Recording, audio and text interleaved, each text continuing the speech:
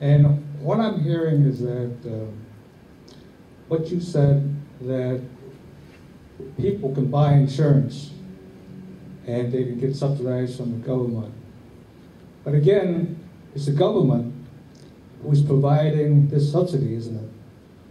And also, I get the sense that what you're saying is that, hey, what's going on today is just fine. Things will take care of itself. But let me jump in excuse me a second. Let me jump in real quick. I've never said things are fine today. Okay.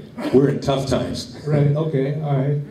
But that's the way it comes across, is that the insurance companies here to make a profit, and you can't exist unless they make a profit. But as things stand today, the rates continually go up higher and higher, and regardless of which side of the aisle you're on, is untenable.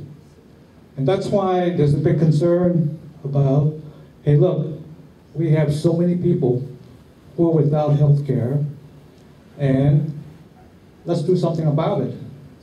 You let things be, and the rates continue to go higher and higher. Now, if you're in the position where where it doesn't mean anything to you, you can afford the insurance, you can say, well, hey, that's the way it is, you don't care.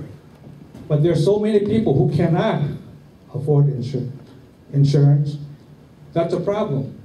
And if you attribute this health care as sort of an entitlement, and that's going to create more problems, I think that's an error, and that's not the cause of the problem we have today.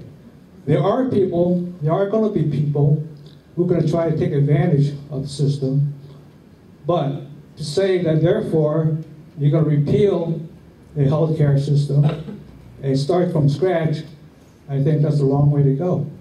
You can try to make amendments, new proposals, but to start from scratch again, after 60 years, we try to do something about it, I think it's wrong to say, start from scratch. It will never happen. Some of you are getting more than one in there.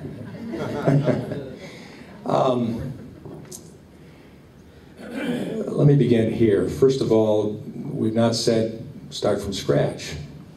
There is a healthcare system in place right now. It's not totally satisfactory. There are 12 to 15 million people that are without any health care coverage in the United States who have no choice but to be without. The rest of them have choices, have made choices, are illegals, whatever else. So we're talking about a problem of 12 to 15 million. Let's deal with that, if that's the issue. Yes. But even if you say this healthcare system is something we ought to keep, when does it start? 2014. None of you have been impacted by it yet, except very soon some of you will see taxes increase, or your rates for Medicare Advantage is going to increase. If you haven't seen it already, expect it. Our kids can stay on our plans until they're 26. It's already started to take recession anyway. Any growth's already been taxed. The taxes are taking place, but the benefits are not. Just take a look at the bill, and that's another thing I ought to mention before I forget. Regardless of what side you're on, take the next several months to actually look at the bill and look at different perspectives on it as well.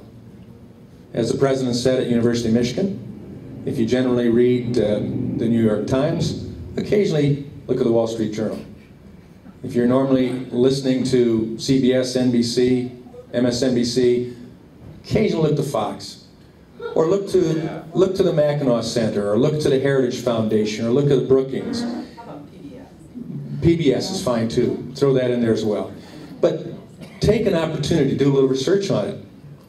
You might find a few things that you say, wait, I'm not sure I understood that. We find out that that the Secretary of Health and Human Services sat on a memo from the CBO, saying that healthcare costs were not going to go down, but in fact they were going to go up under this plan, and sat on that till a couple, 3 weeks after the bill was passed. That ought to give all of us, whatever side of the aisle we're on this issue, enough pause to say, let's take some time and look at it. Don't just go down one side or the other. And I say that to myself as well. I hope they got health care coverage. Next.